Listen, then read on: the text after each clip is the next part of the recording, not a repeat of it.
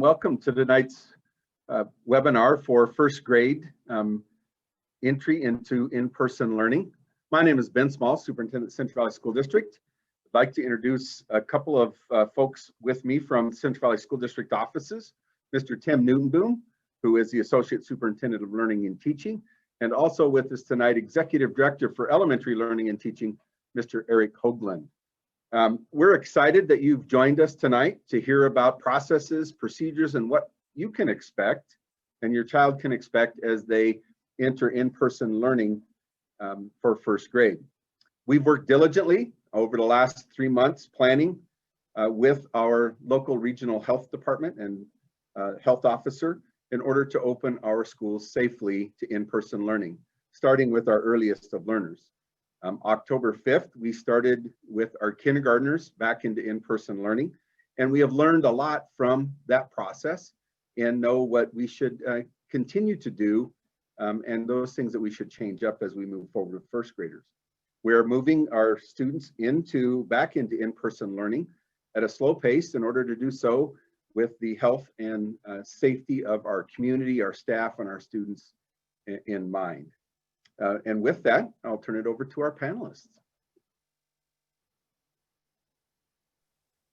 Good evening. I'm Nicole Karras, and I'm the principal at Adams Elementary School. We're excited to welcome our first grade learners back. Hello, I'm Lori Johnson. I'm the principal at Broadway Elementary, and we're excited to welcome back some more Broadway stars. Good evening. I'm Cindy Stothen, principal at Chester. Thanks for spending time with us tonight, and we'll see your kids in a couple of days. Hi, I'm Lindsay Kent. I'm the proud principal of Green Acres Elementary, and I cannot wait to have our first graders back at school. Good evening. I'm Kim Kyle. I'm the principal of Liberty Creek Elementary, and we're really excited to have our first graders back at Liberty Creek. Good evening. I'm Scott Krentzel. I'm the principal at McDonald Elementary School. It's been so great to have kindergartners in the halls and in the classrooms, and can't wait to add another grade level. Good evening. I'm Mandy Rain, the proud principal of the Opportunity Pandas, and we're excited to welcome our first graders back this week. Hello, I'm Sasha DeArmond, the principal of Ponderosa Elementary, and we are so excited to have our first grade Wildcats with us this week. Good evening. My name is Alicia Alsacker. I am the principal at Progress Elementary, and our first grade team can't wait to welcome our Panthers back to school. Good evening, everybody. I'm Jeff Dufresne.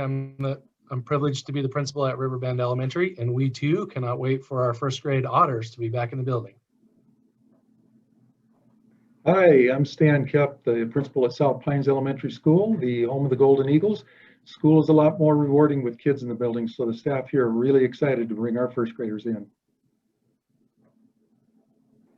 Hi, I'm Walt Clemens, the principal at Summit School. We are very excited to have our first graders back with us again. We've missed them very much.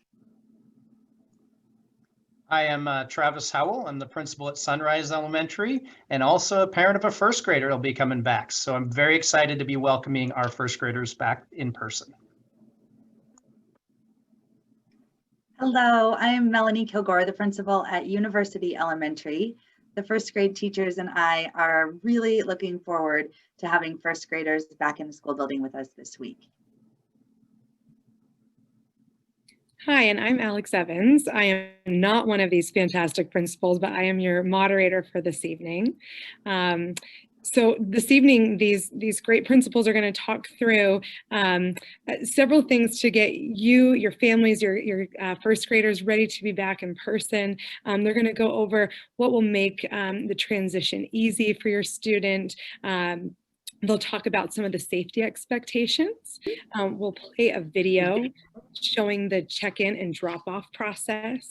talk about the phased-in approach and the schedule that will be coming forward. And then a few of the principals will go through a typical day in the classroom, talking about the morning and afternoon practices. And then we'll talk about the student needs and supports. After that, the principals and other district leadership will take questions and provide some answers live, and we'll also be providing some answers in the chat. So please take a look at the bottom of your screen, and sometimes you have to hover your mouse to see, but you'll see a Q&A function at the bottom. So if you click there, that's where you'll see the opportunity to ask a question of this panel, and so we'll be addressing questions at the end. So with that, I'll kick it over to Principal Kilgore. Thank you, Ms. Evans, and thank you, first grade families, for joining all of us tonight to help your student be ready to come back to school in person this week. As we get ready to start in-person school with your children, we couldn't do it without your help. We in the Central Valley School District know and believe that you are your child's first teacher, and you are the expert in knowing your child. The things that you say and do at home make a tremendous impact on how prepared your child is for starting school in person and how comfortable they feel about the new practices and expectations that we'll have in place. Thank you so much for taking your time tonight to join us to help your child be ready for school. There are some simple things that you can do in the next few days to help your child get ready and to feel comfortable and confident about coming back for first grade. First, please have your child start wearing their mask for short periods of time in the next few days. The mask should cover both their nose and mouth and fit well. If your child doesn't yet have a lot of practice with wearing a mask, it might help if they can choose the fabric or design or color to make them feel more confident and comfortable. All students will be required to wear a cloth face mask at all times, other than meals and snacks and when they're outdoors. Practicing now will help make this easier at school. Second, help your child practice good hand washing. Help your first grader to use warm water, enough soap, and to scrub for at least 20 seconds before rinsing. A great way to gauge the time is to have your child sing the ABCs or a happy birthday while they scrub. You can also talk to your child about the times when they can expect to be washing their hands. This would be prior to eating, after using the restroom, and after recess. Each day when your child comes to school, he or she should bring with them the completed student symptom attestation checklist ticket. If you've already picked up materials from your child's school, you have a pre-printed tablet with your child's name on all of the tickets. Each day we ask that you attest to your child's health prior to sending them to school. If your child is symptom-free, then they may enter the building, but if they have any of the symptoms listed on that ticket, we ask that you keep them home from school that day. Finally, please let your child know that he or she will have their temperature checked when they arrive at school. We all use touchless thermometers that read your child's temperature from about an inch away from the forehead. It's quick and easy, but it might seem a bit strange or surprising if you haven't prepared your child for this. Your first graders will certainly notice that things look different at school than they did the last time they were in their buildings. However, I know that all of our first grade teachers are truly experts in teaching rules and expectations, reminding kids of those rules, reteaching, and praising when those rules are followed. So in no time at all, the new expectations and procedures are not going to seem new, and everyone will settle into the new routine. Now, I'd like to turn it over to Mr. Howell to talk about what families can expect from us. All right, thank you, Mrs. Kilgore. Good evening, first grade families. As the principal of Sunrise Elementary, I want to thank you for taking the time tonight to help us help your child be successful at school when they return in person. In Central Valley School District, we believe that student success is a partnership with staff at schools and parents. You know your child best, and by helping them understand some of our new practices at school, you will help them be more comfortable as they enter our doors. So to kind of reiterate some of the things that Mrs. Kilgore talked about, there are 4 areas where we want to partner with you before students come to school. Practice wearing masks. In accordance with state guidelines and regulations, we will wear masks in the school, except when we eat and during outdoor movement times. If your child is in the habit of wearing a mask, they will be successful at school, and this won't be as big of a deal. Hand washing. We will encourage hand washing and sanitizing throughout the day. Letting your first grader know this will be occurring and practice washing for 20 seconds will make for smooth transitions. Like Mrs. Kilgore said, singing the ABCs or the happy birthday song will help them remember how long to wash. Attestation tickets and temp taking. You have received the attestation ticket tablets with your child's name on them when you picked up the packet from your child's school. Please complete this form each day along with taking your child's temperature before leaving home. This practice will ensure that if kids have temperatures, you will know in advance before leaving home and help for a smooth drop-off at school. Social distancing. Please remind your child that we will ask students to walk a safe distance from each other. Knowing that our first graders may not know what 6 feet looks like, we will work on this at school. But a few reminders from you would help us greatly. The safety and well-being of our students is our utmost priority. We will be taking student temperatures daily before exiting the car at valet or immediately upon exiting the bus. If a student is showing any symptoms or has an elevated temperature, we will have them wait in a safe location to recheck their temp. If there is a positive case of COVID in your child's classroom, parents will be notified. Our school custodial teams also have a strict cleaning protocol that they will follow that includes frequent cleaning and disinfecting of high-touch areas. Again, we want to make sure that students have a great time at school. Being prepared with their signed attestation slip, their mask, and practice with hand washing will help your child be successful as you send them off to school and will make their first day the very best it can be. We will now watch a video to give an example of what the check-in procedure will look like.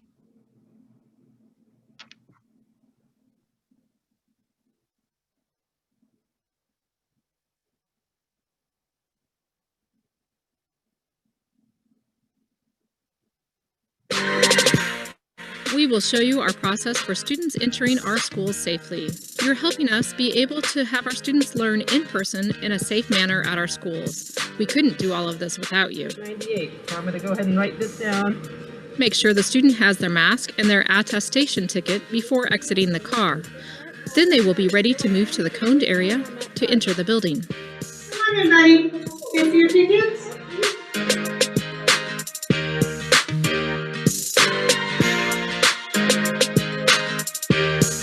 Be sure to remind the students to use hand sanitizer before going to class. Morning, how are you? Oh, that's all right. Come out here, I'll take your temperature. With your help, we will move forward safely together.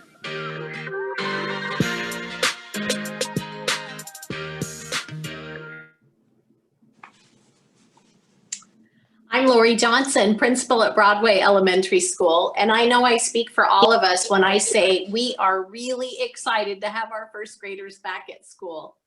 In order to make sure your child feels safe and supported, and to make sure we're effectively teaching all the new safety routines and procedures to every student, teachers will welcome half of your child's class on Wednesday and the other half on Thursday. Your child's first day will either be Wednesday, October 21st, or Thursday, October 22nd. If you haven't heard already which day your child will be starting, your school will reach out to you soon with this schedule. Starting with smaller groups or cohorts like this allows the teachers to make a connection with your child, create a warm and welcoming environment, and it sets kids up for success by teaching them routines and the new safety procedures in small groups. Beginning on Friday, October 23rd, and continuing from then on, all the students will be together in class every day. Even when all the students are there, our class sizes were created based on square footages in the classrooms to maximize learning and to be safe with social distancing. We realize how important it is to get our first graders off to a good start as they resume school in person.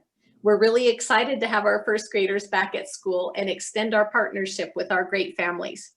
Now I'm going to turn it over to Mr. Krentel, who will talk about the first part of our typical day of learning in first grade. Thank you. The morning in the first grade classroom is designed to make the children feel safe and part of the classroom while introducing both social and emotional content and academics. In order to allow for the students to arrive and proceed safely through our screening stations, the teachers will be prepared for the children to arrive over a period of time in the morning. The children will settle into their learning space, complete some independent activities while they wait for the rest of their class to join. Music may be playing as the teacher checks in with kids and helps them get ready for their day. Once the class is all together, the typical day will start with the morning meeting. The children will do activities that help them feel connected to each other as a class. Everyone is always included. The morning meeting helps the children settle for the rest of their day while providing a purposeful place for information to be shared about feelings, working hard, or being part of a class. Part of this routine will often be a calendar review, which introduces counting, observations, turn taking, and things like that. With very little noticeable transition, the teacher will then lead the children into a large group ELA lesson. These lessons are rooted in stories, poems, picture books, all that are engaging for the children and full of teaching opportunities. In fact, the teacher will make these story times often so fun that the kids do not at first realize all that they are learning. And there are lots of important and foundational skills about literacy are being introduced. These large group activities will vary in length as the children grow in their stamina. The teacher will closely monitor this to allow for brain breaks when the kids need it.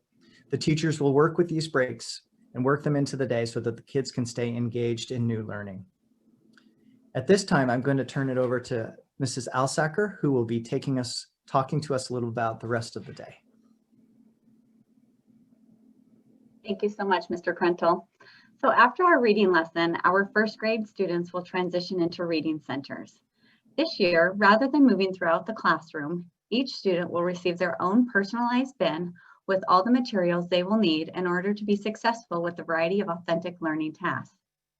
Our reading centers are built around a literacy framework that instills building independence, highly engaged readers, writers, and learners, and provides teachers with the time and structure to meet for small group instruction. Some examples of reading centers could be reading books from their book bag, word work, sight word practice, or working on writing from previous lessons taught. Traditionally, we would have 3 to 4 students in a small group. However, this year things will look different. Teachers may work individually with students or possibly work with 2 students at a small table where there is appropriate social distancing. After reading centers, the class will head outdoors for a movement break. During this time, students will be able to remove their mask and play in a designated area such as the big toy, swings, or out in the field. Our supervisors will teach them a variety of games that they can play with their classmates to help with their social skills. Once our movement break is over, we will head in for lunch. This year, students will eat lunch in their classrooms with their friends. Our nutrition staff, custodial crew, teachers, and supervisors are ready and prepared to help serve our students as we know that they're going to be extremely hungry. Please know this portion may look slightly different from school to school. After lunch, we'll move into our whole group writing lesson where students will participate and engage in the writing process. The teacher will demonstrate and model the lesson of the day, and then the students will have the opportunity to try it out on their own. As students are working on their writing, the teacher will conference with individual students on their own piece of writing. At this time, I am going to turn it over to Mrs. Kent to share the rest of our day. Well, thank you, Mrs. Alsacker. Hi, first grade parents. It's really nice to have you all here with us tonight. So a typical afternoon in first grade does run at a little bit slower pace compared to the morning. And we are just really aware of the fact that our students are still rebuilding their stamina for learning. So after our kids have done their writing lesson, they spend a good portion of the afternoon focused on the area of math. And their math block incorporates a whole group math lesson, as well as individualized work opportunities and interactive tubs that are designed to elicit multiple problem-solving strategies from kids. This will also provide opportunities for students to reason about their relationships in numbers and make connections in math. After math, the class may also head outdoors for another mask-free movement break or participate in a movement break in the classroom, like Go Noodle, similar to what they're doing virtually with their teachers online. Students will stay in their assigned cohort outside in accordance with the Spokane Regional Health District guidelines. Once our movement break is over, we'll head inside and wrap up the rest of our afternoon. Some teachers may revisit being a reader or making meaning, teach social studies or science before preparing for a soft closure activity that could include reading, coloring, individual activity bags, writing, sight word practice, and art. Before each day's end, our classes meet to discuss the things that happened throughout the day, to reflect on the things that made us curious, as well as to continue building our positive classroom community and connections with one another. First grade is full of many important and exciting learning milestones for our children. At this time, I'm going to turn it back to Mrs. Rain, who will be talking to us a little bit about our approach with young learners in this current setting. Thank you, Mrs. Kent. Good evening, first grade families.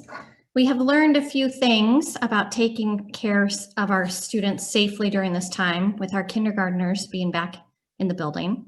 And we're now excited to safely welcome your first grade children to school. Since this year is so different, we need to change things up a bit from what we would normally do with our young learners. We plan to take a safe, warm, but socially distant approach to loving on your first grade child. This year, we'll be using a lot of visual cues for students.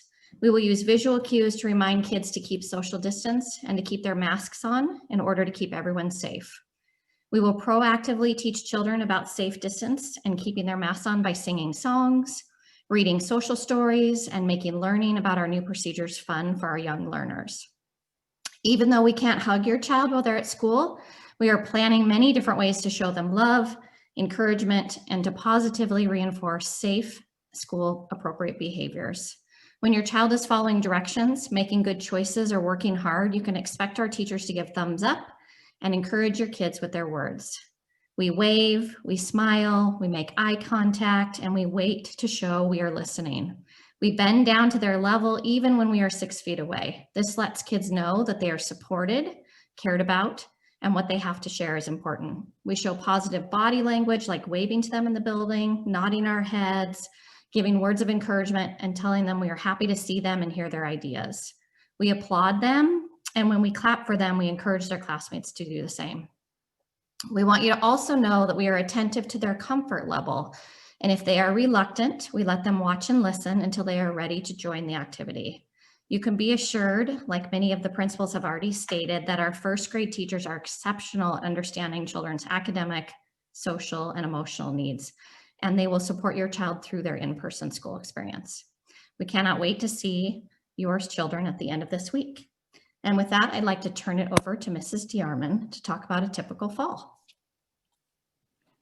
Thank you, Dr. Rain. I am Mrs. DeArmond, the principal at Ponderosa, and usually our first graders come into school knowing routines and procedures. In essence, they know how to do school. They build their stamina for school and kindergarten and do pretty well adapting to the first grade schedule. This year may be a little different for our first graders. Although they were engaging in learning in the spring and are engaged in learning online right now, it's different from being in a school building full time. It will take a little time to build that stamina for school. They're probably going to be tired for the first couple weeks of school. This is totally normal. And if you think about it, they missed out on 3 months of training for first grade. We have no doubt that they will adapt and do fabulous. Just know it might take some time to get used to being back in school.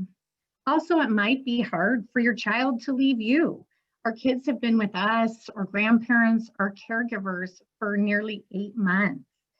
They might have some tears and be sad not to have that time with us anymore. The best thing we can do as parents is to listen, love, and encourage our little first graders.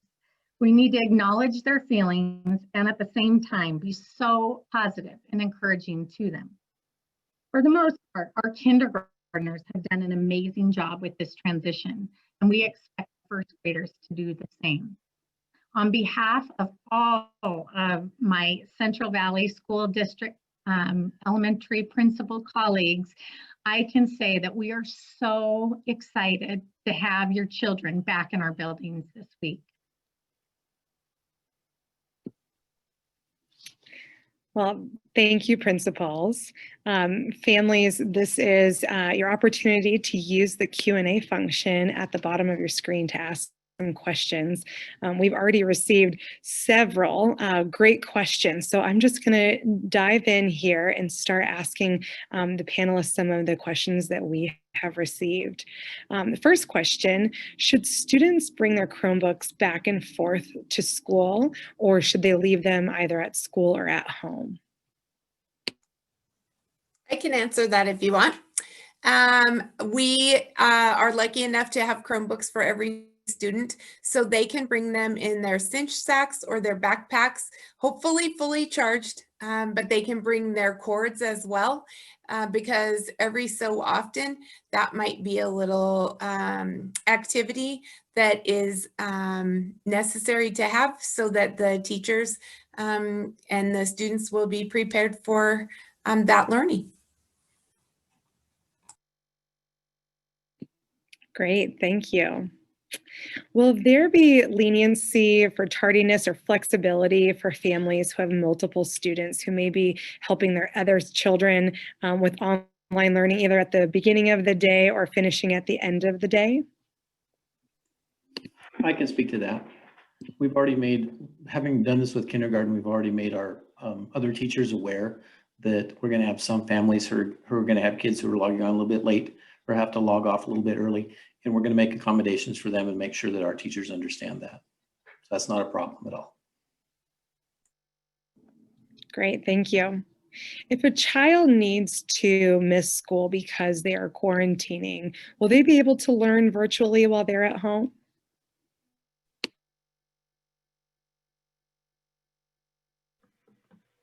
I can answer that.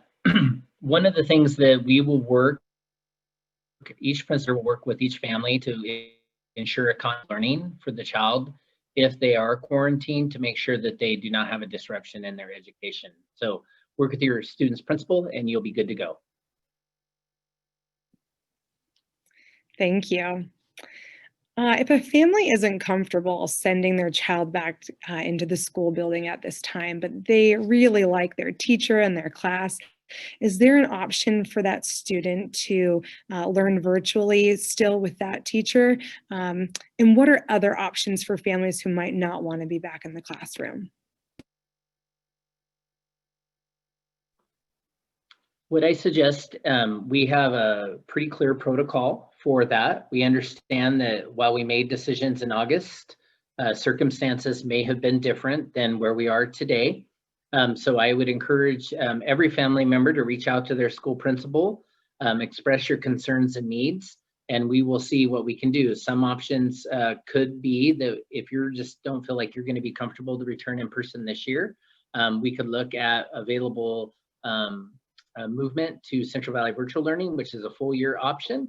We can also look at some possible flexible options within a school as we're able to work with you. So I think the best option is to talk with your principal and problem solve through that.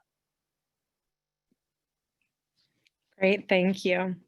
Could one of you talk through the procedures around breakfast and lunch and what that's going to look like for students in the school buildings? Well, as much as we all love going to the cafeteria and hearing all the conversations, we're going to be this year serving lunch in our classrooms. So the lunch will be delivered to the door, and then the kids will eat lunch together in their classroom. Breakfast is also provided, but it's provided as a to-go option as you leave the school. So as you're leaving for the day, there'll be a spot for you to grab breakfast if you choose for the next day. So definitely have it worked out, but it is different than previously. Thank you. And following up to that, are students allowed to bring their own lunches from home or snacks from home? And with that, are snacks being provided by the classrooms for first graders? Students are absolutely able to bring their own lunch or snack. And as we have in the past, parents are invited to bring snacks to share with the class. We are asking that those come individually wrapped if you bring a snack to share with the class. But yes, you're absolutely able to bring your own lunch and your own snack.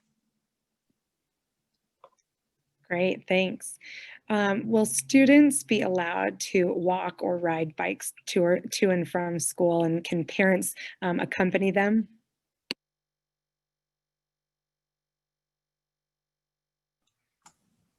I would be happy to take that one. I was just typing a similar answer in the chat, so this is very timely. If students ride or walk to school, we first are asking to have parents bring them as much as possible or ride our buses, but in the event that a student walks or rides their bike, then they would bring their signed attestation ticket that is parents have already completed and brought it to their school door, where then we would do our regular check-in procedure, which is checking the temperature and then moving the student to the classroom. Thank you. Will buses be running on the days where students are on the AB schedule being phased into in-person learning? I see I'll the go ahead and heads take that nodding. one.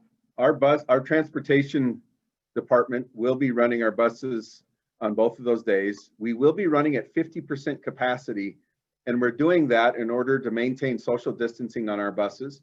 Students are required to wear masks. All the windows in the buses will be down in order to improve ventilation in a school bus. And the 50% capacity is why we're asking parents to help us out.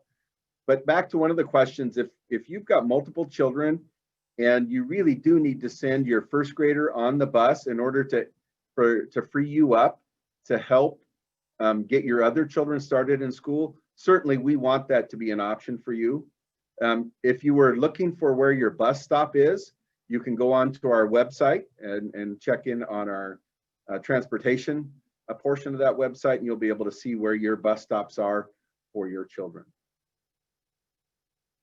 Also, as we get to colder weather, make sure they're dressing appropriately for the bus, because the windows will be down and we don't want them to be cold as they're riding that bus. But it really is important for us to have those windows down when we're transporting our children. Great, thank you. Another question on the AB schedule. While they're on the AB schedule, will classes be offered online for students who are not in person that day? One of the things that, go ahead. I can answer that. The AB schedule is just for the first 2 days that we welcome our first graders back. So just this week, Wednesday and Thursday.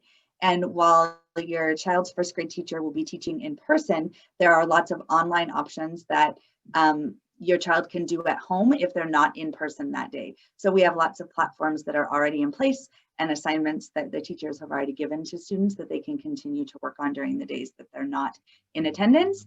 And then beginning Friday, and from that point forward, everyone will be in person every day.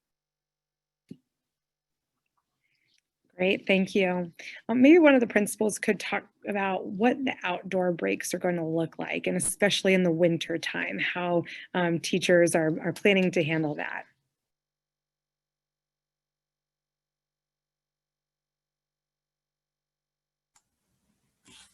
Well, here at Chester, we have supervisors that help supervise the kids while they're outside, and each class is a cohort and they have a zone to stay in for their outdoor movement. And we are teaching them some social distancing games so that they are not so close to each other. They can still play on the big toy when it's their rotation day, and they still get tons of opportunities to run outside and still be with their friends in their classroom without all of the equipment.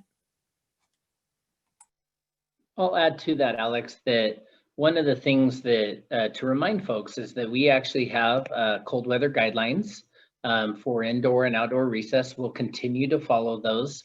And if we are in an indoor situation, and we are in Spokane, Washington, so we spend a number of our cold days outside. So that's why we ask our students to come prepared. with gloves and hats and coats. But if it does fall below that cold threshold, then we will have indoor recess, and then we will take appropriate breaks in our large areas, such as the gymnasium, where they can get an appropriate mass break in that, because we know that those breaks and that movement is important. Great, thank you. I think that kind of touched on the next question, but there are a lot of questions on the masks, how mask breaks will work, if you'll be ensuring 6-foot distance when masks are off, and what's the plan for students who struggle to wear a mask all day? How will a teacher approach that? I could answer that question. Just like every other expectation we have at school, our teachers do a really great job of teaching, reteaching, and modeling those expectations.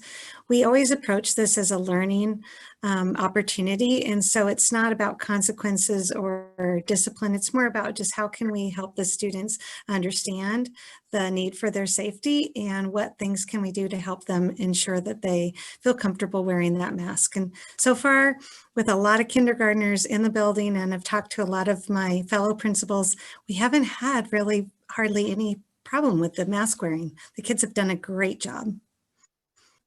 I would add to that as well that the kids are used to it, and surprisingly so. I actually thought it would have been different. I would have thought it would have been really tricky, lots of reminders, and it seems like they actually are used to it. Sometimes you'll even go outside during the mask break and you'll see a kid with their mask on still. You're like, hey buddy, it's a break, you can take it off. And I don't know whether that was just because it was that chilly fall morning, it just felt better, or really that they're really that comfortable for them and they're used to it. And I might add to that, when kids are eating and they are taking their masks off to eat, they stay at their desks in the classroom. When they get up to throw trash away or move around the room, the expectation is that they put their mask back on before they move out of their seat. So they are maintaining the 6 feet of social distancing during their eating times in the classroom. Thank you all. There's some couple questions around the details of hygiene and cleanliness. Are play areas being sanitized, and are there specific times for hand washing for the students?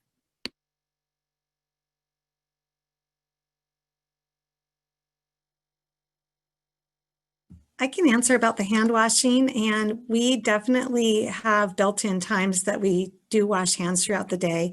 Kiddos, as they walk in the door of the building, they do use the hand sanitizer.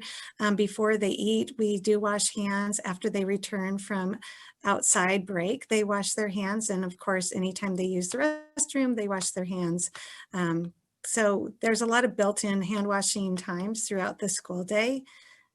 And maybe one of my partners can answer the other part of the question that I can't seem to remember now. I'll take the big toy piece on, or the playground equipment.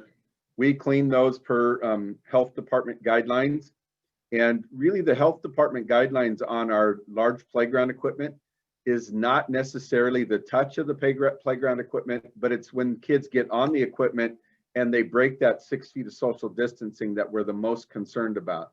However, our cleaning protocols take into account any of the cleaning of that equipment per our Department of Health guidelines. But the biggest issue with the playground equipment is not touch, but is the social distancing that's broken while you have children on the playground equipment.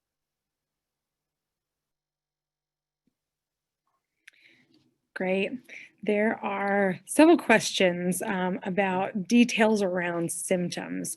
So lots of questions asking, we're headed into cold season. If students have a cold-like symptoms but no fever, what are the steps for them? How is the school district or the individual schools planning to handle kids who who may be sick but not sick with COVID? And I guess, lots of questions around, do students need to quarantine for 14 days or just until symptoms subside? If there's others in the home with symptoms, is that a reason to be staying home? So if someone could kind of tackle some of those symptom questions.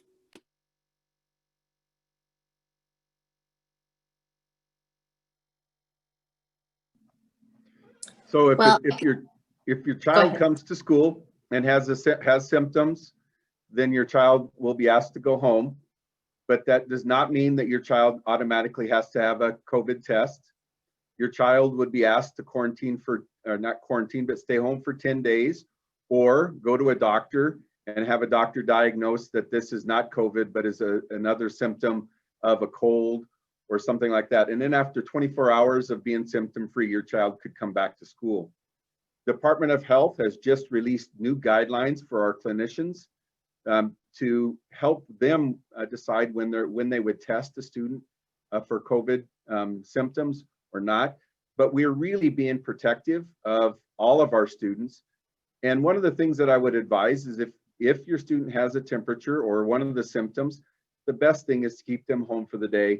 And if they haven't had close contact with somebody who is COVID positive, they could return to school within that 24-hour period of being symptom-free or seeing a physician. Thank you, Superintendent Small. What is the plan for communicating with families about potential or positive cases in their particular class or in the school? What are the protocols and how will parents be notified?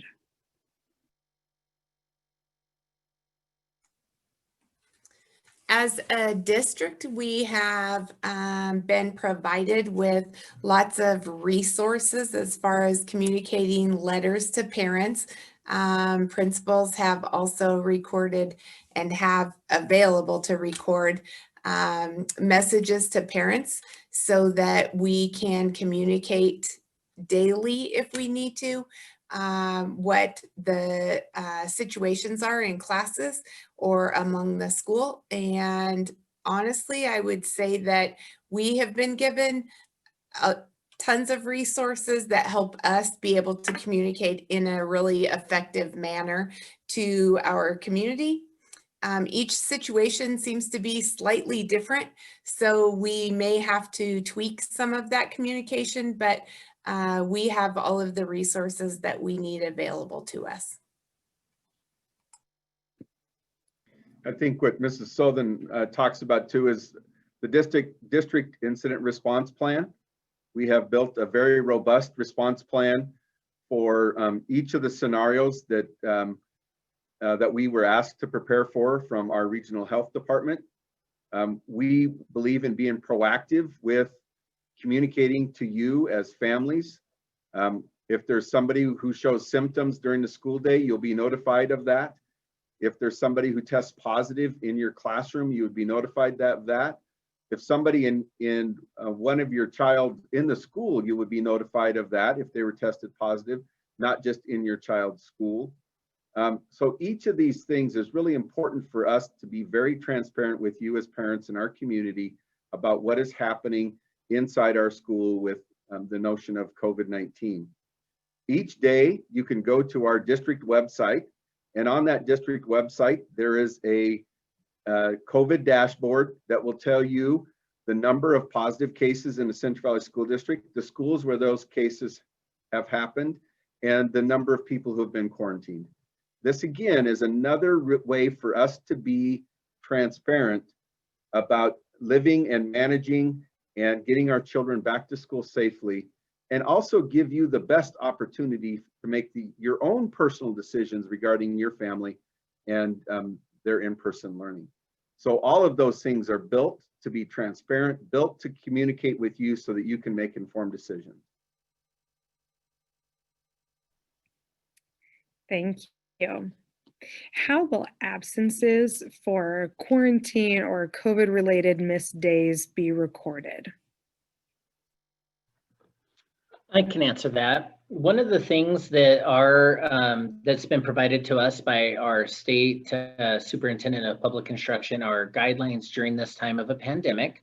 And one of the things that's in there is that we have a litany of reasons that are related to COVID-related reasons that would be an excused absence. So if you have an internet outage, if someone in your family has been quarantined or you're quarantined, if you have a person that's at risk in your home, there's a myriad of reasons, and simply just make sure that you're communicating with your school, and those would be excused absences if for any of those reasons. So that is being addressed, and with grace around attendance in our schools. Thank you. Some questions around carpooling. Is it okay to carpool and have one parent drop off kids from another family?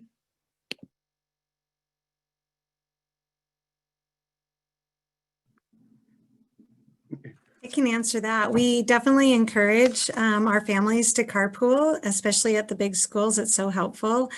We just would ask that the parent that is driving, make sure that the parent who of the other child has a signed attestation form with them from their own parent, and then we can take both of the kids or all 5 of the kids' temperatures in the car as they're getting out. The thing that's really important when you're carpooling, wear a mask. And especially if you're not, if you have people from other families, wearing that mask is really important when you're carpooling. And I would encourage all of us to do that. And I would actually pigtail on that a little bit, that not only carpooling, but if you are somebody who is going to walk, even though we'd like you to do some of those other things, don't walk in groups. I know we've encouraged you for years to walk in groups because that's the best thing to do. We're actually asking you to kind of separate out a little bit in that too. Okay. What are the protocols for parents if they need to do a late drop off or early pickup to take their student to a doctor's appointment, for example? Do they come into the office, or how does a parent retrieve their student at a off time?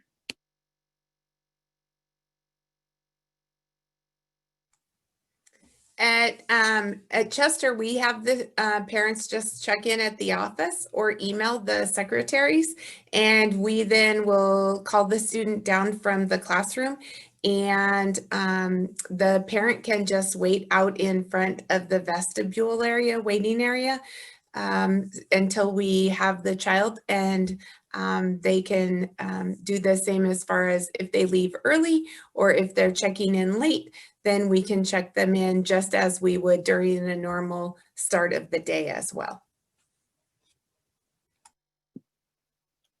Thank you. What supplies do students need to bring with them, either at the start or every day?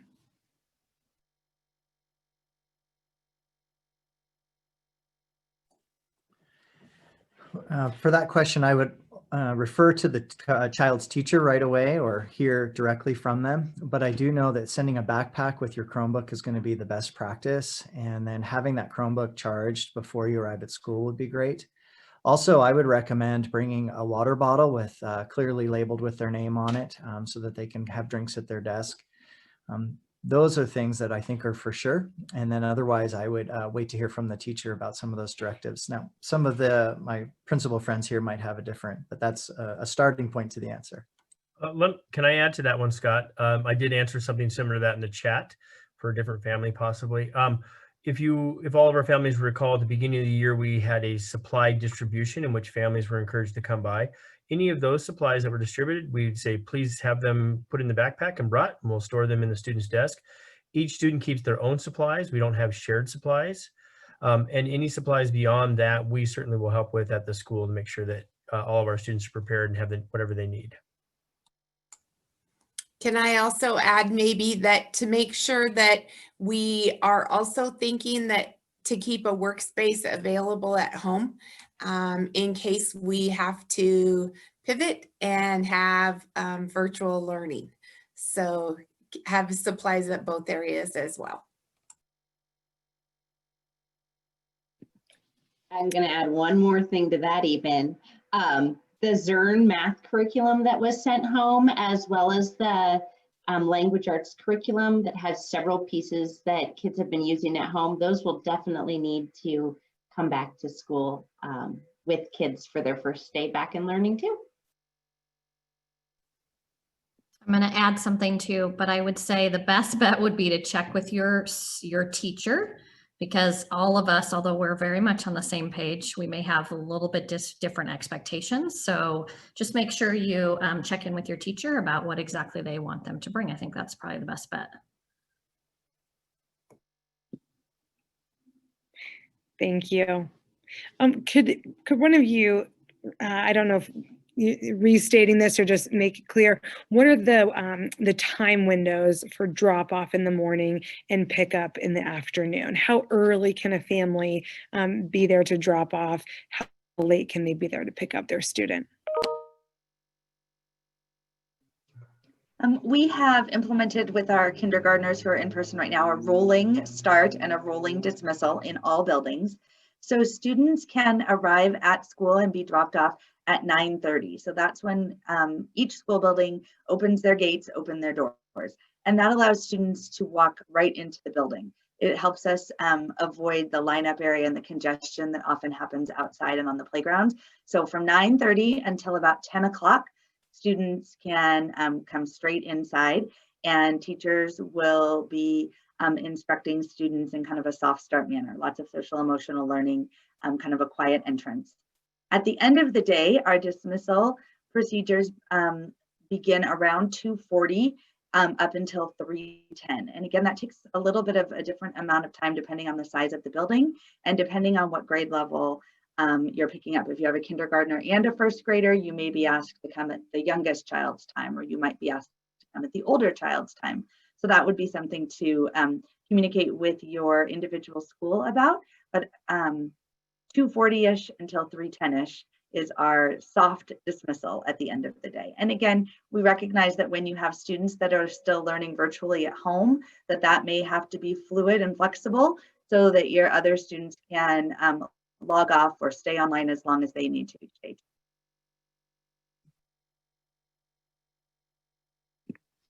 Thanks.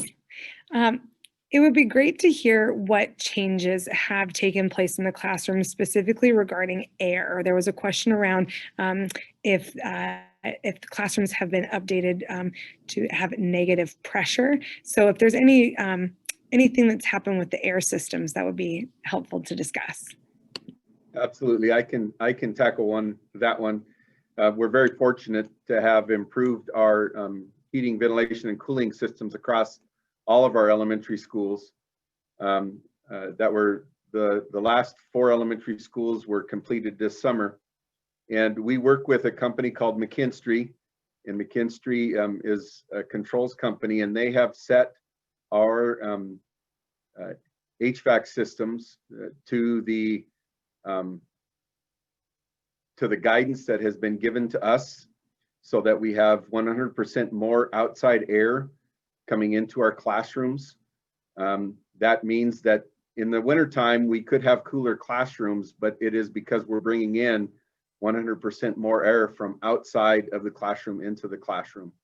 And so that those controls have been set, and our partnership with the McKinstry company, they have written a letter that certifies each of our buildings have been set to that specific air pressure and specific guidance. Great. There was a question around if a family member in the home is diagnosed with COVID, does that family need to notify the school?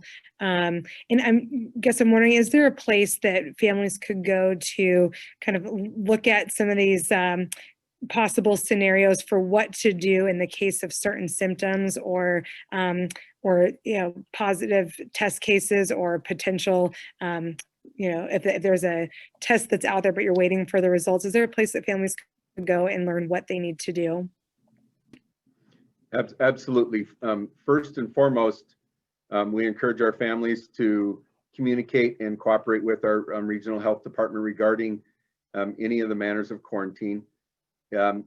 If a family member does have a positive test for COVID-19, your child would be required to stay home for 14 days from the beginning of the symptoms and the positive test. And so please, please, please, if you have a positive test in your home, your child should stay home for those 14 days. And you would just call the school office, just like you were excusing any other excused absence, and you would let them know that your son or daughter would be home for those days because of a quarantine. We are not asking our families to divulge to us information that they feel is sensitive. And so all that we would need is that your child has been directed to quarantine per the health department guidelines. We don't need the family member unless it's the student himself or herself. Thank you. Where can a family access the attestation paperwork if they want to fill that out?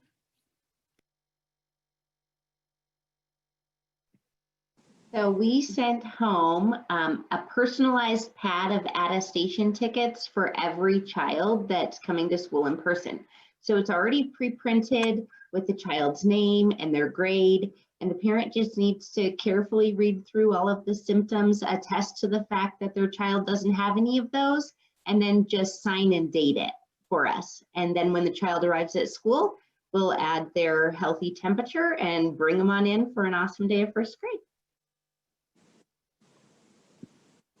We also have fillable electronic forms that I think all the schools have sent out. So if anybody missed that, you can call the office and let us know, and we can send that to you also electronically.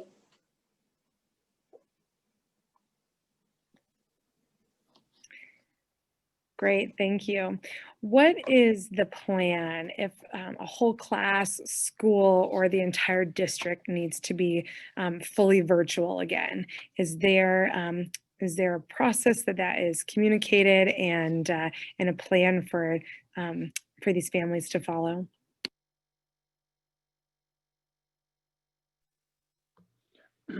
I would say that we are nimble and we have planned to be nimble. And one of the things that we will do is we get guidance to shut down a classroom or we need to close a school.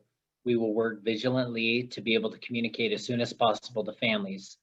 This is why in many cases we're talking about transporting the Chromebook to and from school, unless you have an alternative technological mechanism at home, because that way if something does happen, we can get you toggled the next day. And we have actually done that in some of our older grades where we've had situations where we've just taken precautions and been able to notify families and get them toggled back to online for the next day until we could ward off any of the concerns and get them back into in-person learning. So we will communicate very swiftly in these manners such as this.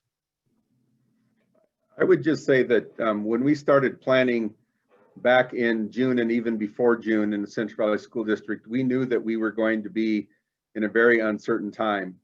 And that uncertainty for us meant that we needed to act differently and to have a fully virtual backbone for the Central Valley School District. And so we are able to move back and forth between in-person learning and virtual learning on a very quick time frame. That doesn't mean that it doesn't take an adjustment for you as parents and an adjustment for our staff and as they work to be nimble and go back and forth. So I'm not saying there wouldn't be some learning disruption if we have to do this, but we're much more prepared with this virtual learning backbone to move between in-person learning and virtual learning very, very quickly. One of the things that I would say is that throughout COVID-19 and this pandemic, and as we manage this pandemic as a school district, we may have to shift a classroom to a virtual mode for a couple of days because we may have illnesses and we don't have, because of COVID, we have less of a workforce and less of a subforce to substitute for teachers in in-person learning. And so if a teacher were to get sick or have to stay at home, then we may need to toggle to a virtual environment to keep that classroom running. And it is a fact of the time that we live in right now. We're prepared to do that. We know it is a disruption to you. It's a disruption to our teachers as well as they move back and forth in this environment. But we are ready to do it. We will be communicating as soon as we can in those incidences where we believe that is best for a classroom or best for a number of students. Thanks, Superintendent Small. I'll just ask one more question here at the end before you close it out. There's some parents asking about volunteering. I think that's fantastic that you have such an engaged community who wants to be helpful. What is the best way for parents to volunteer at this time, and how could they get connected with those opportunities? I'll take a stab at that one. At this point, we're not having classroom volunteers, meaning where we typically may have had a volunteer who helps inside the room. We will not be doing that this year to keep the safety and the social distancing appropriate. That being said, we do have some opportunities for what we call school volunteers, where they would be in the school, not necessarily the classroom, helping. And if that's the situation in which you find yourself, I would ask you to reach out to your school, and you can talk with your school principal, and they can help set you up. Regardless, if that is an option that works for you and for the school, then we will always need a volunteer background check. It's a standard procedure that we have in all of our schools, and we would ask that families or parents who volunteer as a school volunteer would go through that background check.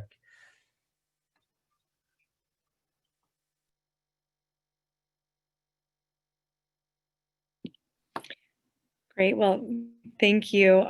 Thank you, principals, for answering all of these questions, and to the district leadership as well. And Superintendent Small, I'll kick it back over to you to close the evening. Thank you. Mr. Newboom, would you? Yes, I'd be happy to. We certainly understand that we're in unprecedented times. As we started last March in a new world, we've done a lot of things. We started differently than we had hoped to start, and we're excited to have students back. I understand that as a family, you might have really mixed feelings, that you're ready for your child to come back to school, but you also have concerns. I hope tonight, as you've listened to many of our school leaders, their passion and care and concern for our children is unprecedented. I actually would not want to work with any other people than the people around this room right now.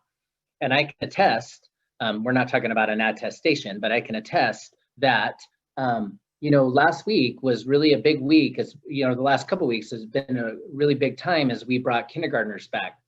And I was a little concerned with our youngest of learners, early learning, kindergarten, difficulty with mask, and I have to tell you, they have blown me away. As I have gone and visited classrooms around this district, I have been so impressed with how vigilant our youngest of learners have been.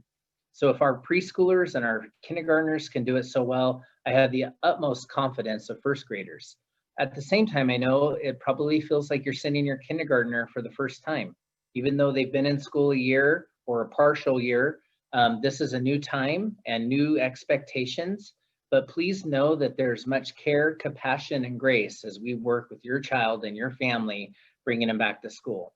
If you have a concern or a worry, I just encourage you to reach out to your principal or myself, and we will work through and problem solve with you. So with that, we're excited to have the first grade back as we look to welcome our children back. That's what schools are about.